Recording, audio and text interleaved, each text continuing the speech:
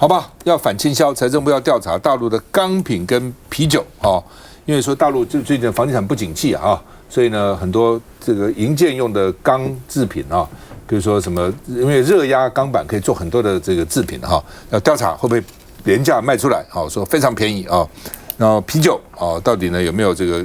因为都是被我们的业者他们说了，我们也是去检举的，说卖的不便宜，我们没办法竞争啊等等啊。那另外呢，这个启动了2案反倾销，有8案已经认为它是反倾销，所以课他们的重税哦，有的税课到91%，哎，这什么东西啊？波特兰水泥啊 ，Portland 啊，水泥及这个料，它的材料哈。那另外呢，这个有中到59%的哦，等等哈，所以呢不等了，按照它倾向状况不等来课税了哈。好，那么这个学者说这是向美国表态了，跟美国讲，我们也的确啊，这个你要罚他给他高关税，我们也配合你了哈。路透社报一个新闻说，台积电邀请辉达、超微去合资经营英特尔的晶圆代工。原来就说，哎呀，台积电啊到美国来就不会逼他去跟英特尔干嘛了哈。现在看起来，我就讲说不可能的哦，你只要进来以后呢，我就步步进逼。所以台积电先去找了这个 NVIDIA 了，找了超微啊等等哈，说我们一起去经营这个英特尔吧。啊，经营当然你要入股了，要投资，那就是一大笔钱哦，又可能是一个无底洞啊。那卢秀燕呢是说呢，这个既然叫我们这个台积电都去了，所以呢。这个台湾的晶片销美要免税嘛，不应该这样课重税，因为川普说台湾还有其他的晶片厂来到课税啊，不但晶片厂课税，它甚至呢放到手机里面的、放到电脑里面的也要课税啊。哦，国民党团说这个要求很起码嘛，只要公平啊，等等嘛哈。那另外呢，黄国昌说啊，你政府是路人甲，好像在看着台积电到美国去，好像都无所谓哦。事实上呢，按照我们的法律哈。按照我们的刑法113条，如果你没有政府的授权，跑去跟外国签约哦，那就是5年以下有期徒刑。如果这影响到台湾的利益，影响到我们国家利益的话呢，那是7年啊。所以呢，基本上呢，怎么政府好像都无动于衷呢？台积电有先向这个投审会申请吗？也没有嘛。哦，而且经济部长说政府都不知道啊，事先都不知道啊。那行政院长说我们是同步知道的，他的同步跟我们是一样啊，因为看电视转播才知道。什么叫同步知道呢？哦，赖清德说事前有讲，那有吗？经济部长说政府都不知道啊，那赖清德不是政府吗？哦，那经济部长的政府到底指什么呢？哦，所以呢，这个黄国昌说要民进党政府迷途知返，干点正事，这么重要的哦，我也讲过哈，1650亿，我们台湾搞了75年，我们的外汇存底多少？5、6千亿，1650亿就是我们的1/3的外汇存底。这钱是很多，这不是一个小钱，不是1650亿台币哎，这是美金呢哦。那周文泰说，如果台积电到美国违反国安，我们就不会核准它真的吗？真的吗？讲大话哈，好吧。这个国发主委说呢，台积电是适用 N-1的规定啊，换句话说呢，美国的一定比台湾落后一点点了。那这个台积电的董事长说，我也不还没搞过政治，才有老实了。他说哦，我们高阶的研究都在台湾。美国那个都不是很重要，我们这边研究1万人，美国只1000人。AIT 不会把这个新闻报回去啊？AIT 那个吃素的，川普不会知道啊。搞了半天你骗我啊！你骗我，你骗得了我吗？我告诉你，在这边给我做高阶的，最高阶在美国做，台积电敢反对吗？我们看一下，民进党当局为了以美谋独，卖台之无底线，令人瞠目。美方步步紧逼，掏空台积电。榨干台湾，民进党当局任人予取予求，何曾把台湾同胞的福祉和产业界的利益放在心上？台湾民众担忧台积电变美积电，绝不是杞人忧天。台湾从棋子成弃子，也绝对是注定的下场。哎，他就看我们节目，看老沈讲话，因为他几天都没讲，我觉得还好，这是我们台湾的事情，你大陆就不要评论了。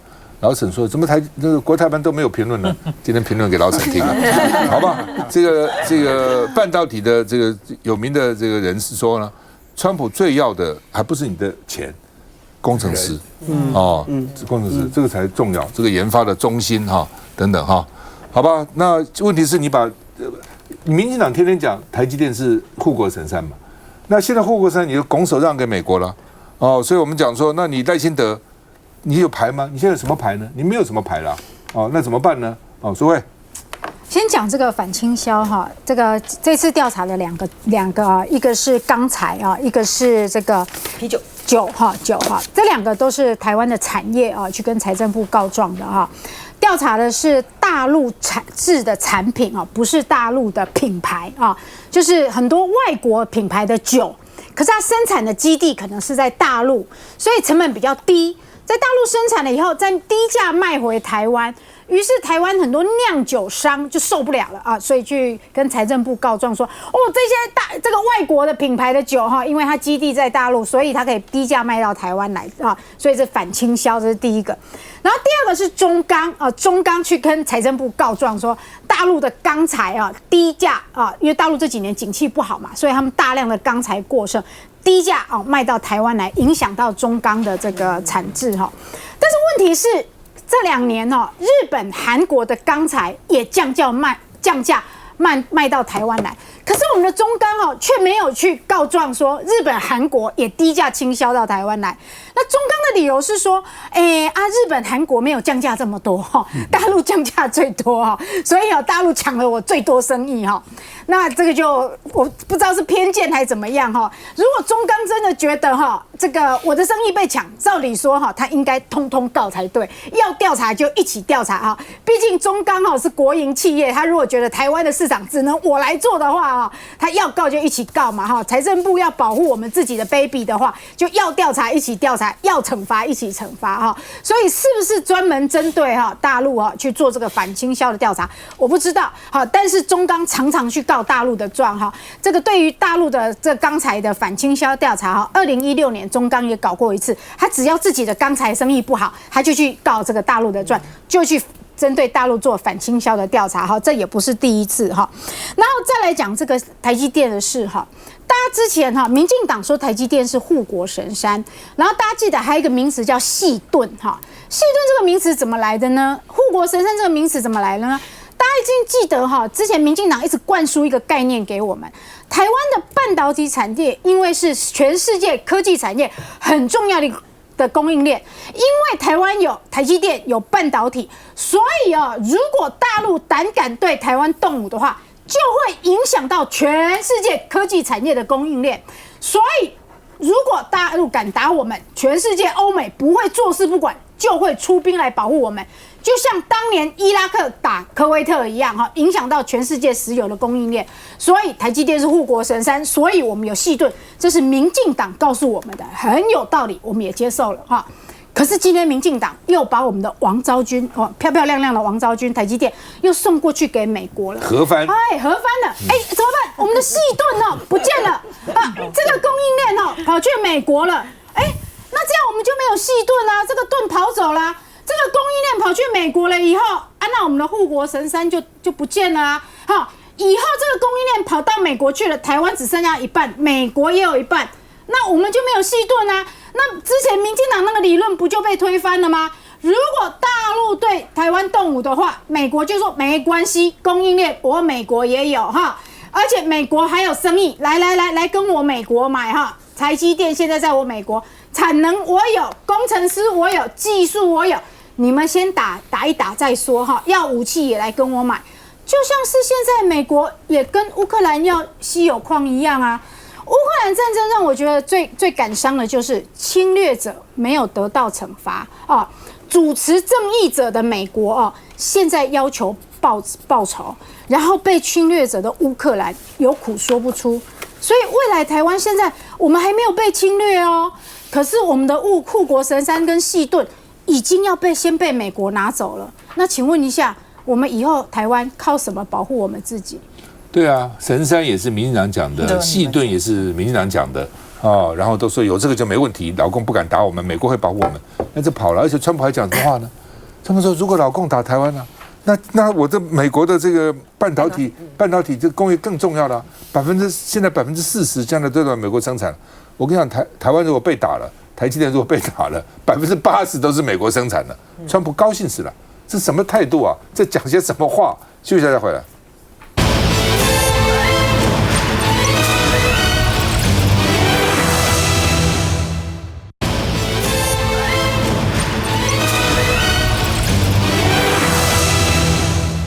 那么国民党问说你赖清德你复议一直在复议今天要送什么财划法啦，这个总预算法了，一定会都打枪嘛，一定会被推翻的，就是5次都失败了。这我们宪政史上有史以来最多的在这么短时间，卓荣泰说什么责任？政治责任？我责任在身啊，我怎么挽救国家，这是我的责任了。你们这个民进党现在的讲法就是说，国家这么乱，都是你们还要删我们的预算。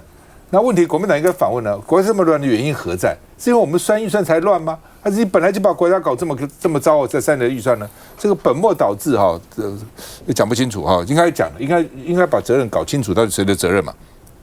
卓荣泰说，复议失败，寻求宪政救济是最后的选择，就要去释宪什么怎么停止停止执行释宪等等那傅昆萁昨天我觉得咨询还不错了他是等于3个委员联合咨询那所以时间比较多，他一个部会叫出来，我说你预算增加还是减少其实部会首长都知道是增加，但不敢讲，我不知道装傻装疯卖傻那你都增加嘛，那怎么说你不够花呢？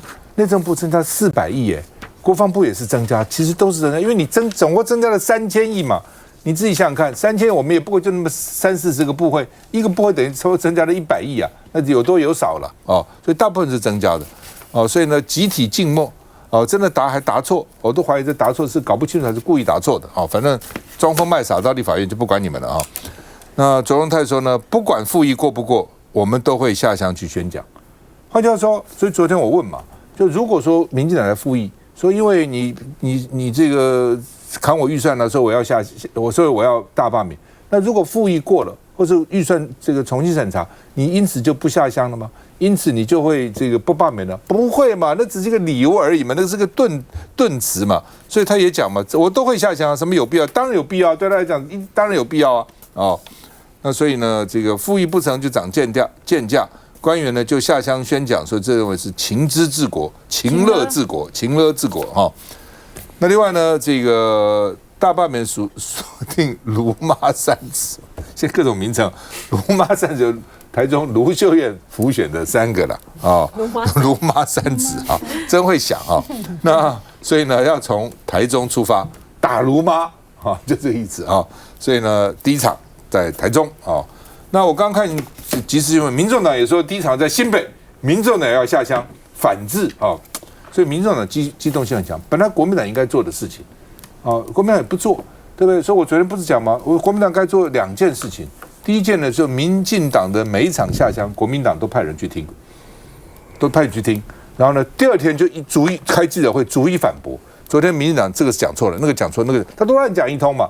然后呢，国民党也应该办你办5场，我办6场，我就办 N+1场。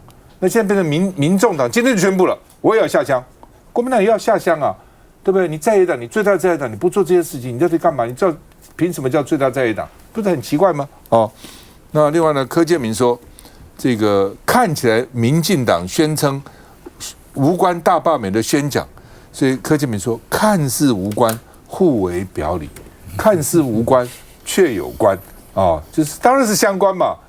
柯建铭不讲，我也知道，当然相关嘛。不相关，你到下乡宣讲什么？你行政院长没事干了而且呢，到现在为止还是3-4-0了赖清德呢，这个柯建铭说赖清德压轴大登场，时机到了你看到时候一定是砰砰砰隆重登场看一下，今年预算比去年预算多多少钱？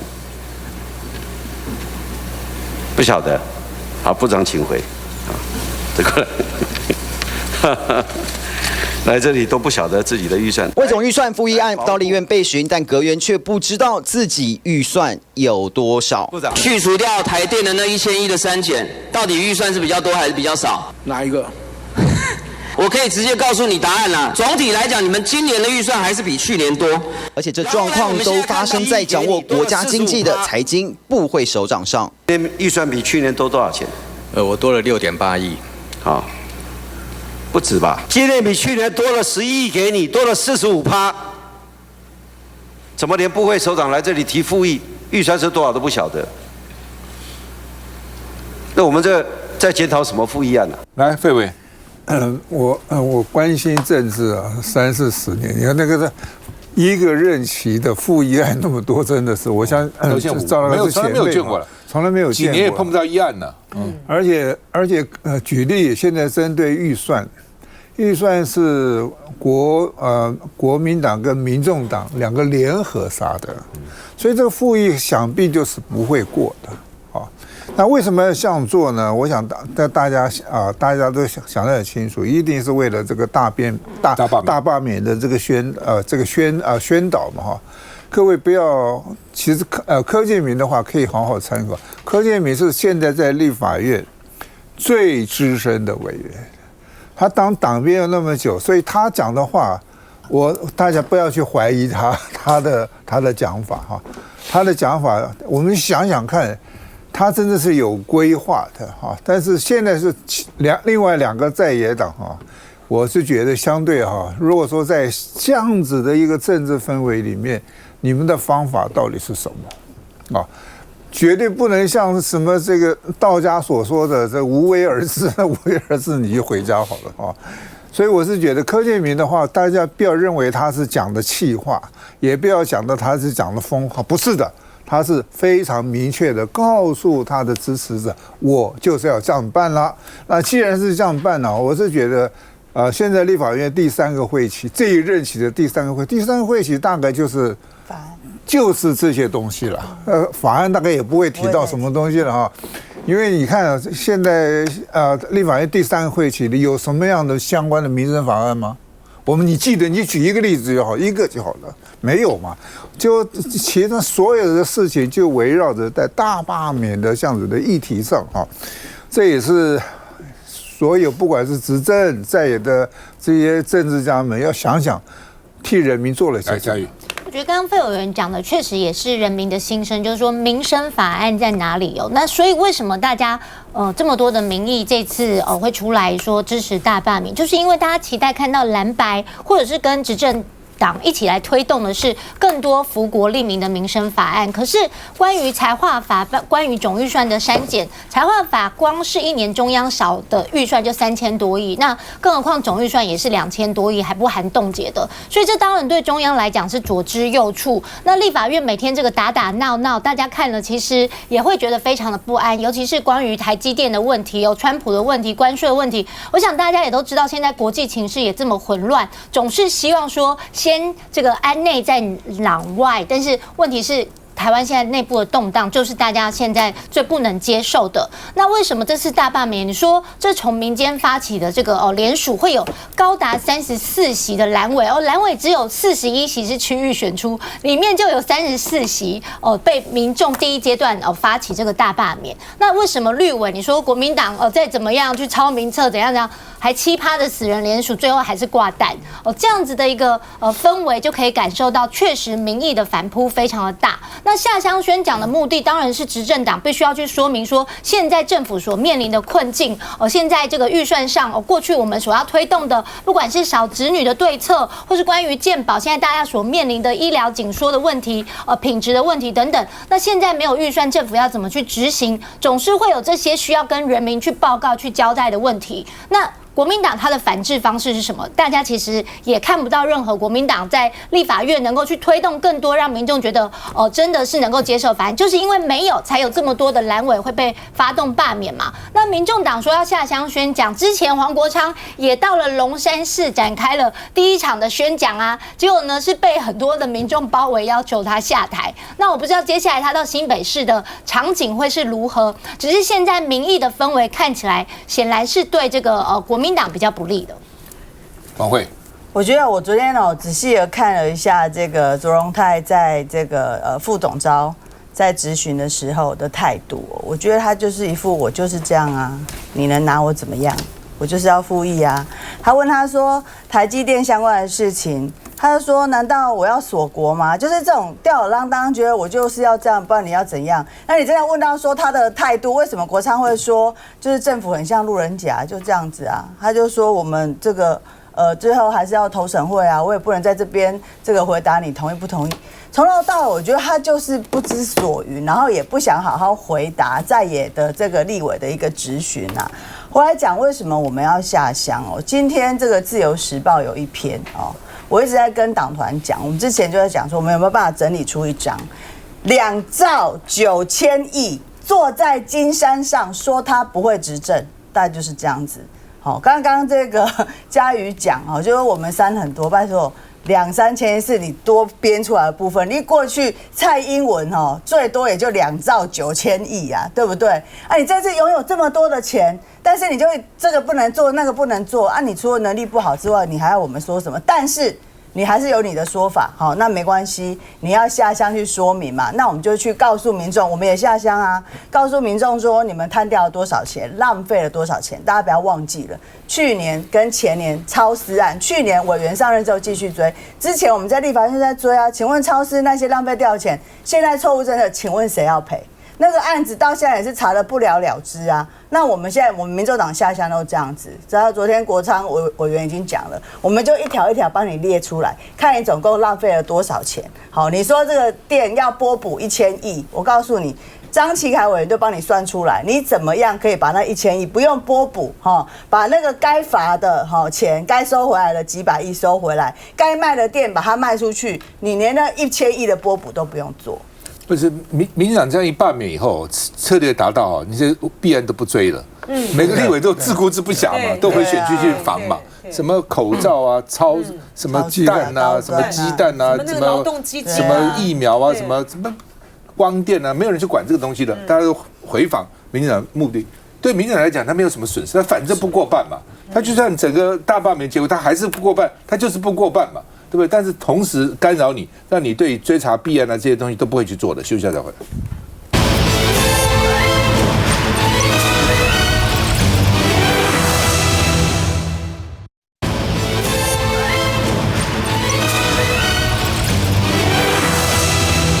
好，那立法院今天审财政划分法的复议案了哈，这个蓝绿呢在议场内外都爆了冲突哈。然后呢，我们看一下状况。为了防止有所谓的胡乱剪接，用这种侧翼的形象、侧翼的作为，这是很羞耻的。国民党团总召傅崐萁大动肝火，因为质询时被民进党立委侧录。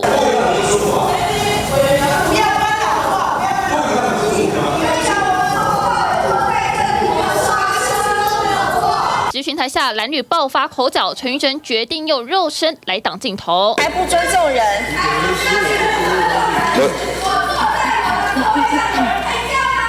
各种出招，双方上演抢椅子大战。民众党团总召黄国昌也进来瞧瞧，不过这不影响副总召质询 tempo。不要当一个勤快，更不能当一个卖台的人。我们如果没有挺直腰杆，难道民进党政府没有挺直腰杆，就会委员要进中国了啦？民进党政府卖台。卓荣泰更是当场反呛，但就是这句关键字，坐在台下的沈伯洋在开战场。傅崐萁说别人是间谍，证据在哪里啊？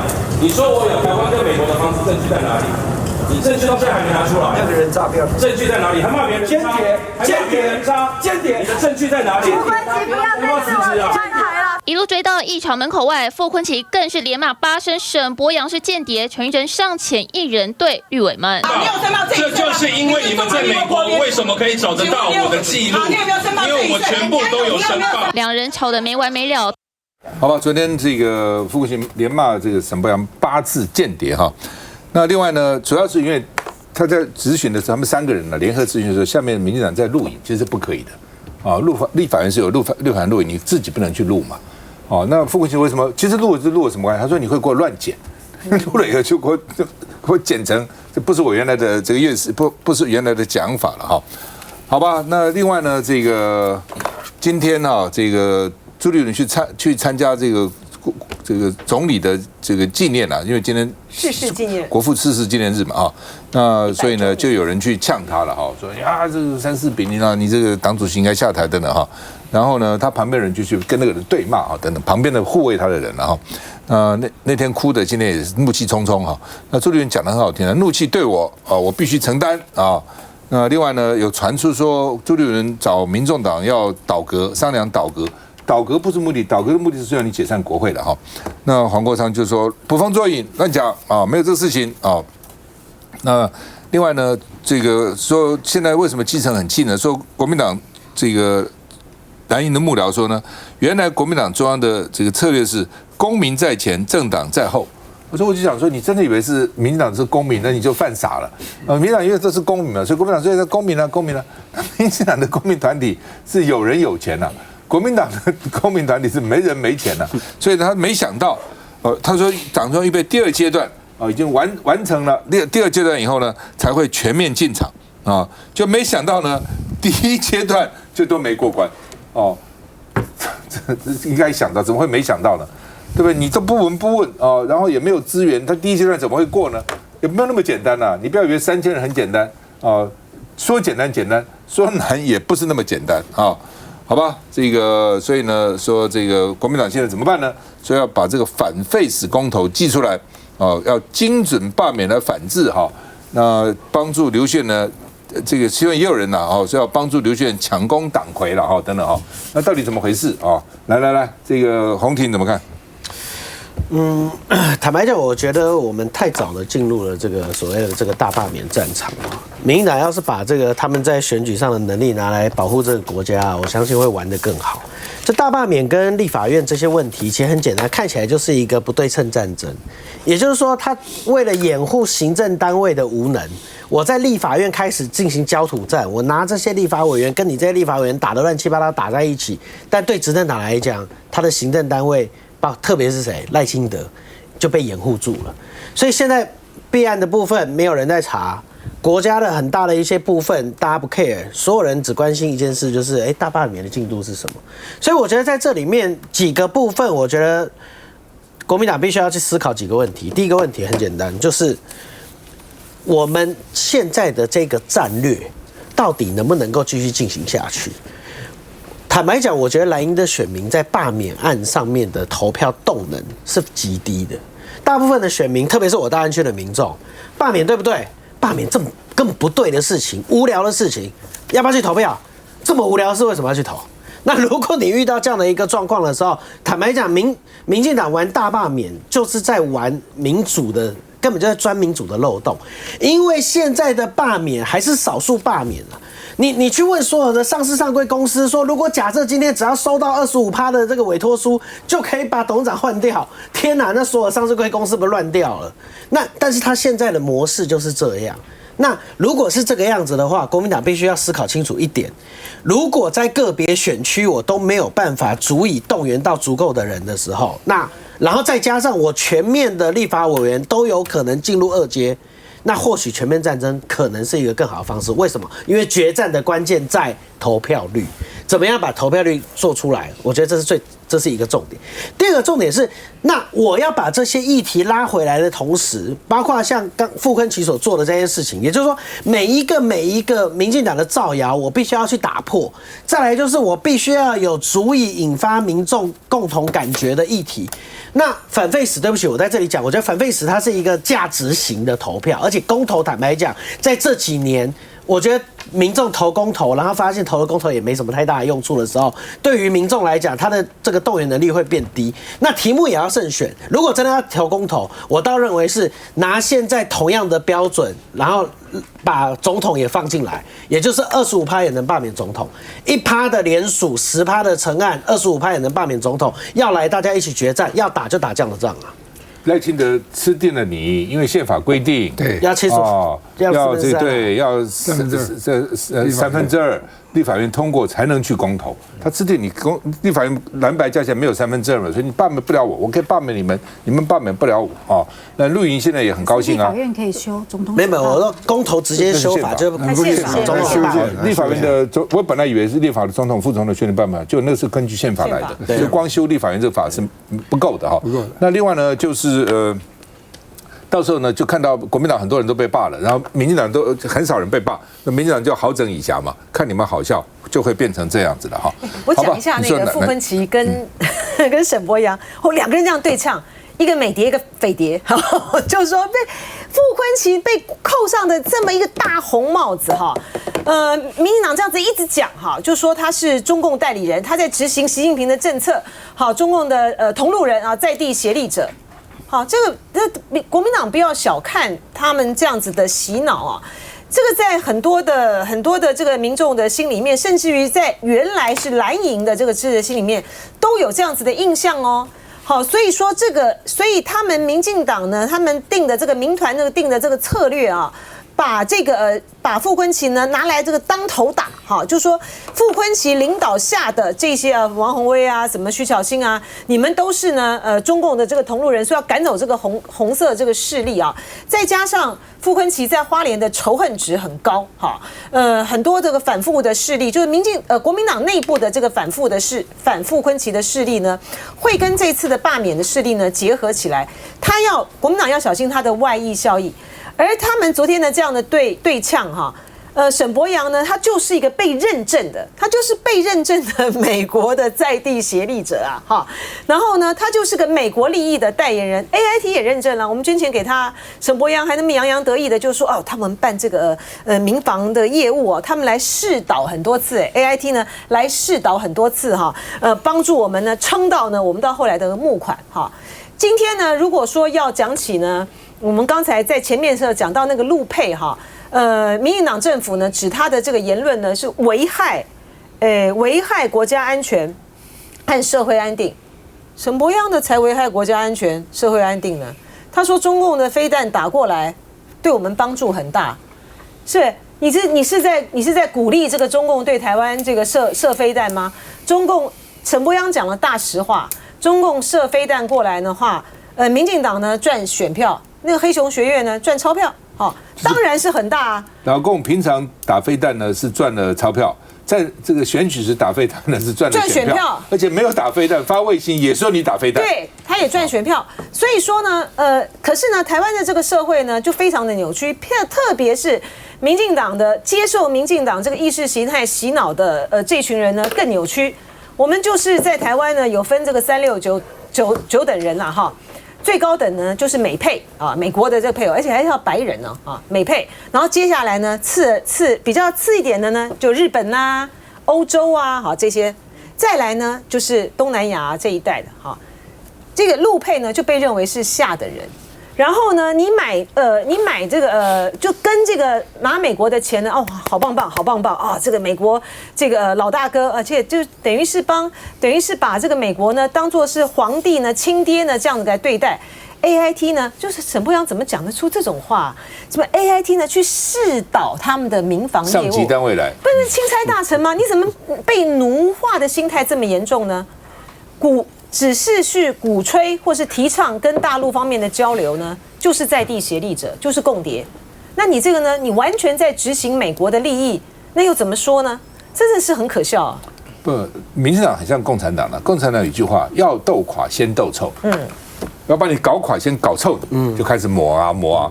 他现在就是这样嘛。国民党谁啊？我要斗倒他，我就先把他斗臭，就要再回来。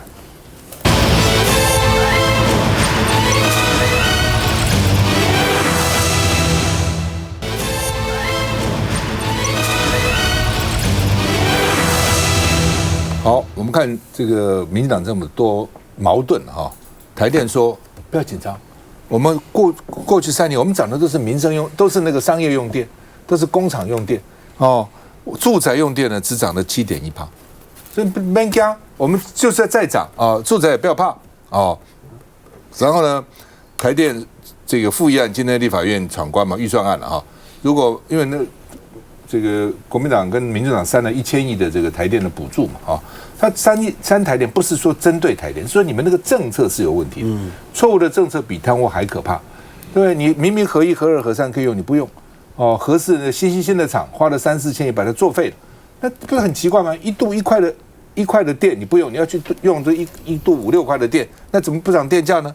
哦，所以呢，他说如果你不能够拨补我们1000亿，电价就涨，啊，就会涨。而且呢，说呢，人家因为我们这个成本高，是因为不是因为核电，是因为呢天然气贵了，因为呢这个油贵了，为什么贵的呢？是因为俄乌打战争，那日本跟法国也补贴啊，也不是没有啊，都政府也补贴电厂啊。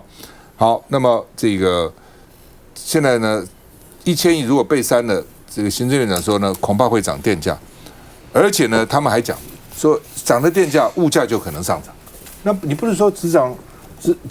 住宅都没有什么涨嘛，都只涨工商业而已嘛。我早就跟你讲，会转价，你不懂啊？它成本高的，它不涨价吗？今天如果一个小吃店它的电费增加了，或是一个餐厅的电费增加了，它不会转嫁到这个食物上面吗？会嘛？所以我常常去订餐厅，我就看那个菜，我说奇怪了，你那个账单怎么比你网络上的高？它网络上是以前的，是不？我今年已经涨2次，今年涨3次了，还按照网络上的价钱哦，好吧？这个 AIT 的处长古立言说，美国也可以给你能源啊，包括核能，我们可以给啊。那你为什么不用核电呢？不用核不是很奇怪吗？前这个 AIT 的处长啊，那什么司徒文也说奇怪啊，你们搞兵推，搞能源不够了，打仗能源被切断，那为什么把核能这个切断？核能才是最稳定的来源啊，对不对？你煤啊、油啊、气啊都要从外销，都要从外面买啊。那只有这个核能可以不用啊哈。那总统被美国这样一逼以后也不好讲话。他如果有新的技术，我们可以考虑了哈。新的技术要多久以后才有啊？你下台都不会有新技术，对不对？你现在考虑什么小型核能发电厂，那个加起来比大的核电厂还贵，核废料也没有办法处理。你现在现场有的你不要，对不对？这个舍猪近而求猪远，路边的野草你不要，你去看天边的彩虹。我们看一下。行政院又说，如果呢没有拨补这1000亿的话，那么台电要涨电价，而且要涨民生电价，这根本是一种情勒。过去几年立法院通过的增资也好，或者拨补也好，已经给台电高达3000亿元。但是请问一下，台电有因此而不涨电价吗？没有啊。过去3年涨了4次电价，涨幅高达42%，造成我们的民众一只牛被剥2层皮。台电现在累计亏损多少呢？是高达4200亿。即便拨补它1000亿，它还是亏3200亿。它未来真的不会涨电价吗？我觉得这根本是不可能的事情。来，这个嘉宇，当然，台湾的能源政策。多方的不同的意见跟讨论，我相信对于政府来讲，其实最重视的就是核能的安全、核废料、核去核虫，然后这个稳定的供电、净零排碳等等这些前提之下，那现在确实世界上也有很多对于核电或是绿电一些新的政策跟想法，我想政府也随时都在follow 跟进，包括最近古立言也特别提到说，台湾如果有需要天然气或是核电的话，美国也愿意来协助，但是用什么样的方式，台美之间可以有这样子的一个能源方面的互相的共享，或者是在资源上面能够互相帮助的地方，当然我觉得有新的可能，政府也都不排除。那大家当然期待说一个干净而且便宜的电，但是问题是对台湾来讲，现阶段什么样的方式是最好的？大家一直有不同的想法，但是我觉得需要好好坐下来去讨论，而不是只是说核电好，我们就要用核电，因为毕竟依照现在的相关的法令，我们的核电厂都已经到了这个除役的年限。那未来新的能源政策是什么？我觉得政府确实也应该好好的去检讨。来，楚慧，这个我们像刚刚洪薇姐说的啊，我们这3年拨补了台电3000亿，然后电价给它涨了42%。台电说，过去日本也补贴了5500亿啊，韩国也涨了多少%？日本比我们多了1亿人人家才补贴5500亿。我们就补贴了3000亿结果台电还是亏损这么多。请问一下，台电可不可以告诉我们，台电在台湾是独占事业？台湾的水、台湾的风、台湾的太阳都随便台电用，台电还亏损那么多。台电跟这些绿能产业所买的电，到底一度买了多少？你怎么去跟他们买？你的成本到底是怎么花的？你总得先让我们知道你怎么亏这些钱，你怎么去给员工这些绩效奖金？台电到现在每年的员工的绩效奖金都还是4个月，尤其是高层的绩效奖金，你到底怎么去经营你的台电，而不是每一年一手跟国库拿钱，一手跟人民拿钱，我们完全都不知道台电的这一笔烂账。然后现在又要情勒说政府不跟我们拿钱，我们就跟人民拿钱，有这样子像流氓似的台电吗？每一年都这样讲，政府不给我钱，我就跟人民拿钱。所以我觉得不是我们不给台电补钱，而是我们不知道台电的坑到底有多深，到底有多黑。王慧，我觉得这个政府做到现在刚刚嘉宇说要坐下来谈，问题是大家都在吵罢免啊，也不好好坐下来谈啊。所以，我们台湾的这个能源政策的路径到现在我们不知道嘛。那每年都来跟立法院要，说要拨补。我刚刚就有讲嘛，民众党其实张启凯他就算了，他说很多这个企业去跟他问说要买绿电就没有卖嘛，不知道为什么绿电如果买下去也有500亿嘛，这个风电场的这个履约保证没履约的，算一算，光这个云林这一场就有400亿，那这个核电的这个核3厂到底要不要重启？重启之后可能又有700多亿，这个钱只是看你的政策方向要怎么走，有一些是要去讨论它的未来政策方向，有一些是要把过去多花的钱想办法再把它该要的要把它要回来嘛。所以我现在我就觉得啦，他们就是很会创造这种相对剥夺感，好像你看都是蓝白怎么了？所以呢，我民众因为这个蓝白3预算，所以呢，我现在就要被涨到电价，你知道？他就很喜欢创造这种对立的感觉，然后觉得民众又搞不清楚到底是什么真正的里面的结构的原因。所以呢，包含我们一些在地方执行案子，都会觉得说政府的钱被冻结了，怎么办？我可能这个钱就拿不到，我没有办法在地方做服务了。这就是民进党现在政府在做的事情，所以他不会坐下来谈。对，而且呢，民众呢是这样子哈，你今天呢你要给他1000亿，拨补1000亿，花的也是我们纳税人的钱啊，但是大家对这个预算没有感，就跟我们对于政府欠债这个，然后你这个负债多少，大家都没有感觉。可是你一旦涨了电价呢，大家可是非常有感的哈。所以说呢，我觉得蓝白呢要想别的论述哈，不能够只在说我们现在拨补它，也不能够去。他是因为错误的能源政策，他硬要为他的错误的能源政策呢，要做大幅的调整。我觉得这个民众呢，会有点听不下去的原因就在于是说，当涨电价成为事实，我的荷包缩水，我的百物齐涨的时候呢，他们对于那个苦果呢，就会是非常的有痛感。所以这也就是为什么呢，民进党政府呢，现在虽然这样讲说什么，因为你们不拨补啊，所以呢，我们就势必要涨电价。但他要来去跟你讨论说，跟国民党的这些立委、民众党立委来讨论说，怎么样去冻结，然后希望能够你提出追加预算来把这个拨补的钱给补回来吗？他也没有要积极的运作啊，他就希望说你们不要补，好，到时候呢民众痛了之后大罢免的时候你就知道了。所以我觉得这一点上面呢，国民党还有民众党是要想想办法，用一个什么样的策略呢，来去解决这个问题啊？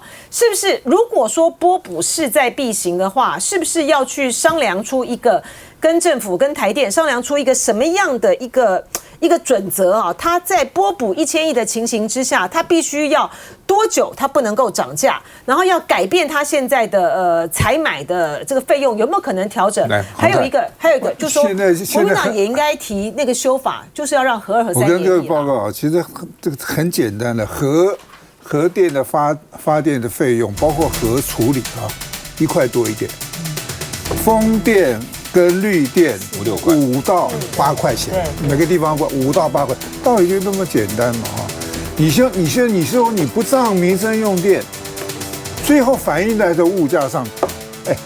我看过那么多政治讯息节目，赵大哥其实是这方面的专家，他就把道理都讲得很清楚了，我不相信没人听不懂。而且你绿电你要占地啊，各个地啊，什么渔电共生啊，这个电生鱼死啊，各种乱占国土啊。洪庭，我们从2018年以和养绿公投到现在讨论所谓的这个能源配比这件事情，我相信